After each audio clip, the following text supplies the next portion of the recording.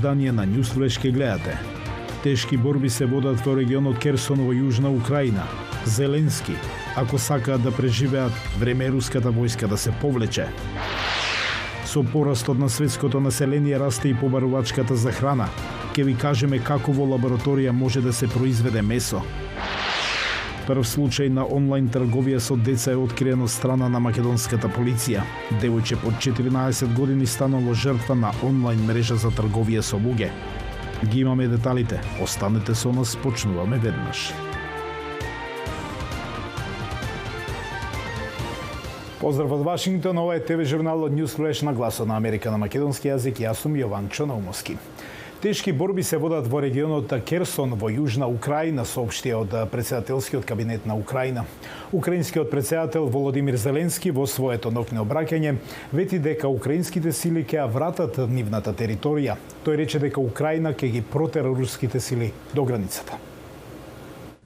Ако сакаат да преживеат, време е руската војска да се повлече. Одете дома, рече Зеленски. Британското министерство за одбрана во вторникот соопшти дека од почетокот на понеделникот неколку бригади на украинските вооружени сили ја зголемиле тежината на артилерискиот оган во секторите на линиите на фронтот низ Јужна Украина. Се додава дека од почетокот на август Русија работи на зајакнување на своето присуство на западниот брег на реката Днепро во областа Керсон. Повеќето од единиците околу Керсон се веројатно недоволно екипирани и се подпираат на кревки линии за снабдување со траекти и понтонски мостови преку Днепро, соопшти британското министерство за одбрана. Висок американски одбранбен функционер изјави за новинарите во понеделникот дека САД ќе имаат повеќе информации за офанзивата на Украина во близина на Керсон во следните 24 до 36 часа.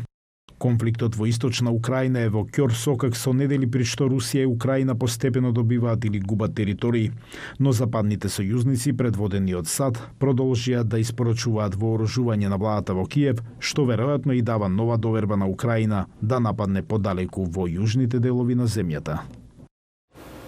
Светското население расте, а со тоа и глобалната побарувачка за месо. Некои компании се надеваат дека ќе понудат лабораториски производи базирани на месо со ист вкус и текстура како и животинското месо. Дали и за колку време тоа ќе се случи, ќе дознаеме од следниот прилог. Овој прекрасен лосос можел да биде див или одгледан во рибна фарма, но тој е создаден од неколку клетки на лосос и одгледуван во лабораторија со седиште во Северна Калифорнија. Најдовме начин да создадеме клетки од лосос и го комбинираме тоа со растителна база. Тоа се нарекува скеле, кој помага да им даде на клетките вистинска структура. Целта е да се надополнат постојните резерви на лосос кои се во брз пад во услови на зголемена побарувачка. Идејата ни е да им дадеме друга опција која не влијае на риболовот во природа или на рибниците каде се одгледуваат риби.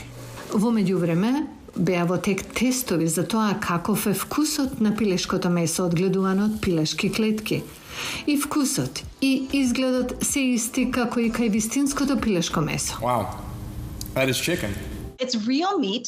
Тоа е вистинско месо кое се одгледува директно од животински клетки, така што нема потреба да чувате или да колете животни, а сепак можете да го имате месото што го сакате. Како што се зголемува популацијата на земјата, зголемената побарувачка за месо и морска храна исто така влијае врз животната средина. Целокупното влијание на стакленички гасови, земјиштето, потрошувачката на вода, а да не зборуваме за буквално милиарди животни што се колат секоја година за наше користење на месо. Култивираното месо нуди подобра алтернатива за луѓето. Некои компании создаваат и алтернатива на растителна основа за традиционалната храна како јајца и сланина. Мај бејкон е вкусна замена за свинска сланина која ја имитира текстурата, вкусот и крцкањето што ги добивате од сланината, но користи 100% чист мицелиум од печурки.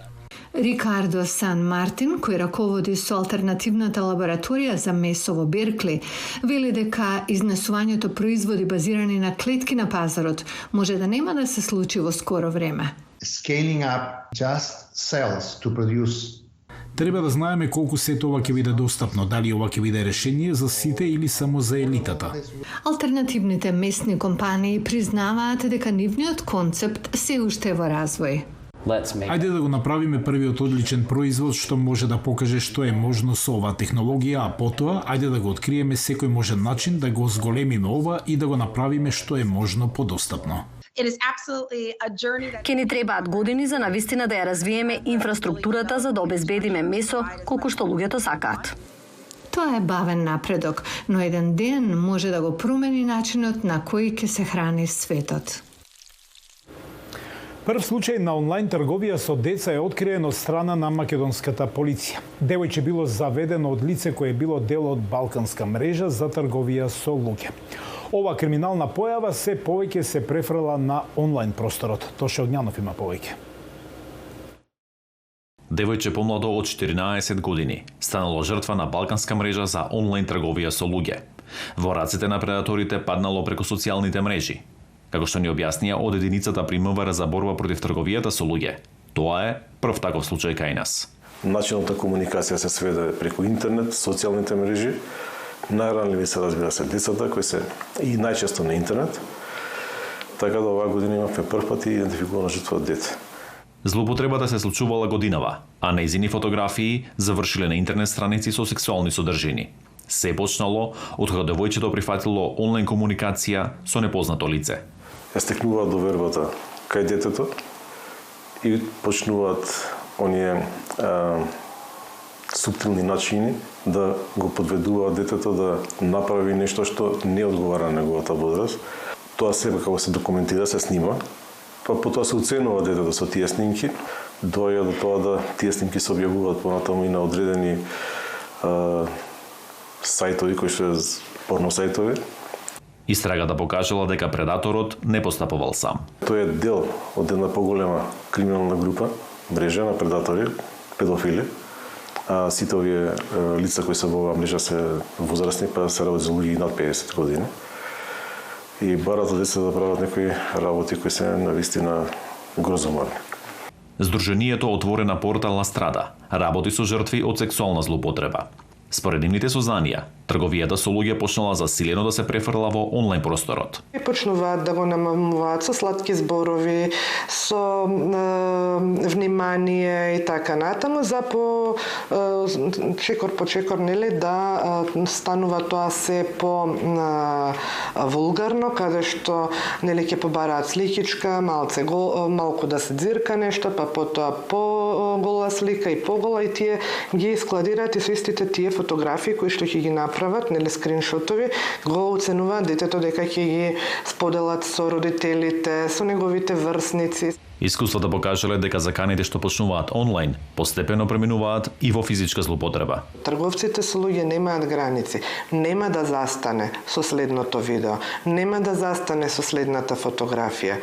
Познавачите укажуваат дека најчести симптоми за препознавање на овие случаи е повлеченост кај децата, промени во однесувањето, слаб успех на училиште. Советот до родителите е отворено да се разговара со децата и доколку имаат сознанија за таков случај, да пријават во полиција. Да разговараат со децата, постојано да разговараат, да им кажуваат за ризиците позади скриените профили, дека не треба да прифаќаат профили од лица кои што не ги познаваат, доколку им се случи некој да им се заканува, само да го блокираат, да не развиваат дискусија со нив. Од Министерството за труд и социјала пак, кој е дел од Комисијата за борба против трговијата со луѓе, велат дека има постојани обуки за работа со жртвите и за заштита од оваа криминална појава. Според полициските статистики, до сега годинава се откриени 7 случаи на трговија со луѓе, 6 од нив се деца. Уште 8 други малолетни лица пак се водат како потенцијални жртви. За Гласот на Америка, Тоше Огњанов. Го гледавте Ньюс Флеш на Гласот на Америка на македонски јазик. Јас сум Јован Чономовски од студиото во Вашингтон. Пријатно.